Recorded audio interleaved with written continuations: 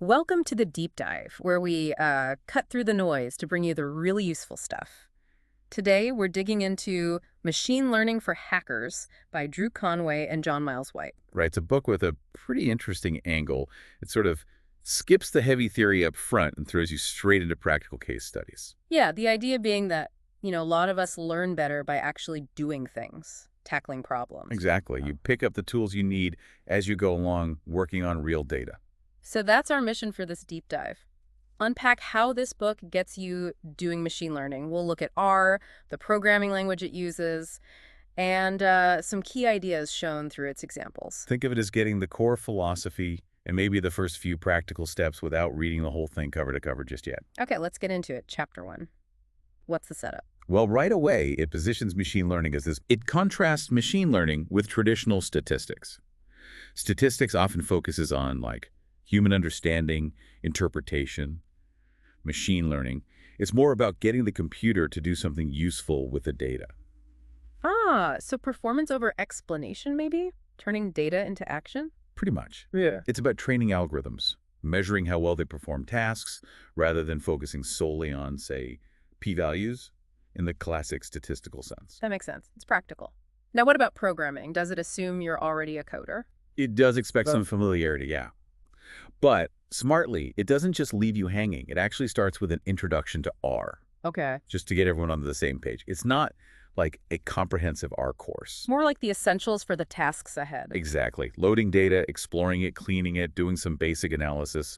Just the R tools you'll need for the machine learning work in the book. Gotcha. And if you do need more R basics? They point you to external resources, which is handy. They don't try to be everything. Good. So how do they make this R stuff concrete?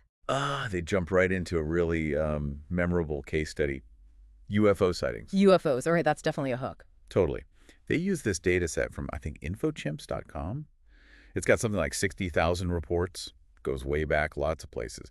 But a definite U.S. focus. So what's the goal with the UFO data? Well, the initial questions are things like, are there seasonal trends? More sightings in summer. And do different U.S. states show different patterns? It's a great way to take maybe slightly weird but real data and immediately start using R. Absolutely. First step, naturally, is just loading the data into R. The book shows you how. And then, quick win, renaming the columns. They start off a bit clunky. So making them readable, like date occurred, location. Date reported, show Yeah. description, yeah, things like that. Makes life easier. And data cleaning must come up pretty fast, right? Right. Especially with dates. Oh, yeah. The dates are in this YYYYMMDD format, not standard, so you need to convert them into R's own date objects. Using as.date. Exactly, as date. And crucially, you have to tell it the specific format, %%%, because R parses it correctly. That's vital for any time-based analysis. Makes sense. What about the locations? Right. For the U.S. sightings, it's often city, state. So they show how to use R's regular expressions to split that string. So you get separate city and state columns? Yep. And this also helps flag entries that don't fit that pattern, which is useful since they want to focus on state-level analysis in the U.S. Okay, this sounds like it could get fiddly. How do they handle that splitting across thousands of rows? They build a custom function for it called get.location. Takes the location string, splits it at the comma. And handles errors, because real data is messy. Good point, yes. It uses try-catch to manage potential errors gracefully if location string is weird, and it makes sure you get back the right number of pieces. Okay, a custom function. But how do you apply it to every single row? That's where R's power comes in. They use lapply. You can think of it as saying, hey R, apply this get.location function to every item in the location column. And lapply gives you back a list. A list, yeah. Which isn't quite a table yet. So the next step is do.call, our bind. It basically takes all the results from the list and stacks them up neatly into rows, creating a matrix. Okay, getting technical but powerful. Very. Then they use transform to add this new city and state info back into the main data set as proper columns, like U.S. city and U.S. state. And standardizing things, like state abbreviations. Yep, they use Tolor to make all state abbreviations lowercase for consistency. It's all about getting the data into a shape you can actually work with reliably. Wow, okay, so quite a bit of prep work even before analysis. That's often the reality of machine learning, or any data work, really. So data's cleaner, now what? Visualization. Immediately, they introduce gplot2, a really popular R package for plotting. They start simple. a histogram of data curve. Just to see the overall frequency of sightings over time? Exactly. And it's a good way to show the basic Gplot2 structure. You create a plot object, define the aesthetics like data curve on the x-axis, and then add layers. Like geom histogram for the bars. Precisely. This layered approach is key to ggplot2. You build plots piece by piece, and they show how to adjust the x-axis labels using scale state because the time span is huge centuries. So maybe labels every 50 years. But looking at centuries might hide recent stuff. Good point. So they demonstrate filtering the data. They use subset to focus just on sightings from 1990 onwards. And replot the histogram. Yep. And suddenly, with less data but a narrower focus, you see much more variation in detail in recent decades. Okay, makes sense. How about the seasonal question by state? To tackle that, they aggregate the data. They count sightings per year and month for each U.S. state. All right, year, month, not daily. They reason that daily data might be too noisy or inconsistent for seeing seasonal patterns. Monthly aggregation smooths things out a bit, but should still reveal seasonal trends if they exist. So creating a new summary table. Right. A new data frame called all.sightings. It has columns for state, year, month, and the count of sightings. They make sure to handle months with 0 sightings and format things correctly. Year, month is a date, state is a factor, maybe uppercase this time. And then a more complex plot. Exactly. Using ggplot2 again, but now it's more involved. They use geomline to plot sightings over time for each state. But how do you see all states clearly? Facet wrap state. This is brilliant. It creates a separate little plot panel for each state, arranged in a grid, makes comparisons super easy. That sounds really useful. It is. They also add things like a clean theme, Thiabubu, adjust colors and axis labels, scaled date again, maybe showing years every 5 years, add titles, XLab, LiLab, opt title, and finally, show how to save the plot with gsave. So you go from raw data to this really informative multi-panel visualization. What does it actually show? Any patterns? Well, the visualization clearly shows these interesting spikes. Mid-1997 sees jumps in Arizona, Florida, Illinois, Montana, and then late 1999 you see spikes in Michigan, Ohio, Oregon. Weird.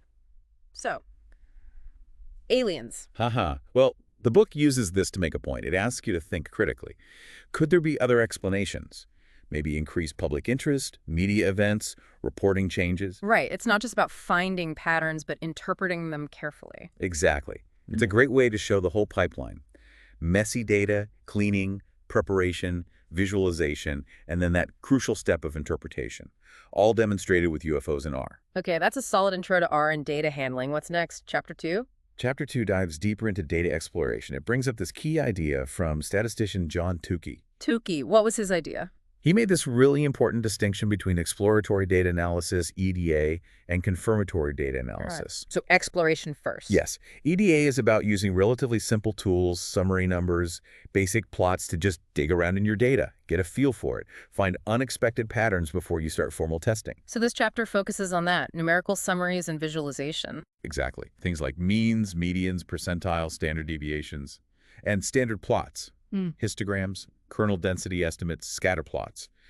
The book really emphasizes the power of simple visualization here. They also introduce a way of thinking about data. Yeah, this idea of data as rectangles. Basically, thinking of your data as tables or matrices. It's a useful simplification for understanding operations. The book uses terms like table, matrix, rectangle, pretty interchangeably. And numerical summaries fit into this. Right. They condense the rows down. A whole column becomes just a few numbers, like its mean or median. And correlation. That summarizes the relationship between two columns down to one number. And dimensionality reduction. That's about reducing the number of columns. All these techniques, summaries, correlation, dimensionality reduction, they're all ways to make large data sets understandable. Before you summarize, though, you need to know what kind of data you have, right? Like text versus numbers. Absolutely. The chapter talks about figuring out column types, qualitative, quantitative, factors, strings, and R terms. They give some practical advice. If you're unsure how R will treat a column, maybe load it as a string first. Gives you flexibility. What about things like categories? Male, female, yes, no. They introduced dummy coding for that, using zeros and ones to represent these distinctions. Why is that necessary? Because many machine learning algorithms, like GEM for logistic regression, which comes up later, they work with numbers. They need numerical inputs. Dummy coding turns categories into numbers the algorithm can use. Gotcha. Okay, back to the summaries. Mean and median. Yep, explained clearly with examples. Shows how the median can be an actual middle value or sometimes the average of the two middle values. And importantly, they show the R code to calculate them. Mean and median? Those are the ones That- that actually compute them for a heights data set in the book. And notice the mean and median are really close. And they hint why. Yeah, foreshadowing that it has to do with the shape of the data distribution. They also briefly mention why they don't focus much on the mode. Why not? It's less straightforward to define uniquely for continuous data, unlike mean and median, Yeah. and R doesn't have a simple standard built-in function for it that works universally. Okay. What about measuring how spread out the data is? That's where standard deviation and variance come in, key measures of spread or variability. And can you find, like, the range containing the middle 50% of the data? Yes, they show how to use the quantile function in R to find ranges covering specific percentages, like the central 50% or maybe the central 95%. Then they revisit histograms. We saw that with the UFO dates. Right, but in more detail now, using that heights and weights data set again with ggplot2 and GU histogram. And they talk about the shape. Yeah, emphasizing the common bell curve shape you often see with height data and what that implies. But there's a big warning. Bin width, the width of the histogram bars. They stress how choosing the bin width can drastically change how the histogram looks and what structure you think you see. They even show an example where using a wide 5-inch bin width totally obscures the shape. So the same data can look different just based on that setting. Exactly. It's a really important lesson in exploration. Try different views. Is there an alternative to histograms? Yes, they introduce kernel density estimates using GM density and ggplot2. How are they different? They provide a smoother curve representing the distribution. Sometimes this can reveal patterns, like maybe a flatness at the peak, that get hidden by the rigid bins of a histogram. They show a density plot for the height data, too. Can you use these plots to compare groups? Definitely. They demonstrate faceted density plots using facet grid. For example, plotting weight density separately for men and women side by side. And what does that show?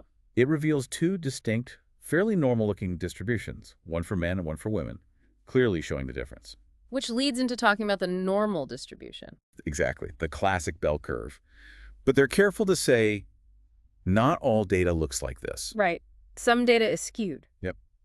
They explain symmetric versus skewed data using figures from the book as examples. They use the gamma distribution to illustrate right skewness. Any other distribution shapes mentioned? Briefly, yes. They touch on the Cauchy distribution as an example of heavy tails meaning more extreme values than a normal distribution, and the exponential distribution is very skewed. Are there visuals for these? Yeah, they compare the heavy-tailed Cauchy to the thin-tailed normal and use another faceted plot to drive the concepts home. So Chapter 2 really gives you this toolkit for that initial, crucial phase of just understanding your data. Okay, so we've covered quite a bit getting started with R, cleaning data using the UFO example, and then these core ideas of data exploration using summaries and visualizations. Yeah, I think that captures the essence of these first couple of chapters. Yeah. The book really emphasizes learning by doing, using R as the workbench. And we saw how vital that initial data exploration is using visuals like histograms, density plots, and basic stats like mean and median to really start understanding what you're working with. Absolutely. The UFO example wasn't just for fun. It highlighted how messy real data can be and the steps needed cleaning, transforming, visualizing before you even get to complex modeling. So this deep dive gives you a real sense of the book's practical, hands-on philosophy and some of those first steps in R for machine learning. Right. It lays the groundwork for tackling the more complex machine learning techniques like classification and regression that the book covers later through other case studies. But even just from this, you can start to see how powerful these exploratory tools in R can be. Definitely. And the book encourages you to think about applying them. So as you've been listening, maybe think about how these ideas, exploring data visually, summarizing it using R, could apply to data in your own field or problems you're interested in. It really shifts the focus to application. Which leads to a final thought. The book is all about practical application. So, having glimpsed this approach, what real-world problem might you, the listener, feel inspired to tackle now using some of these machine learning techniques?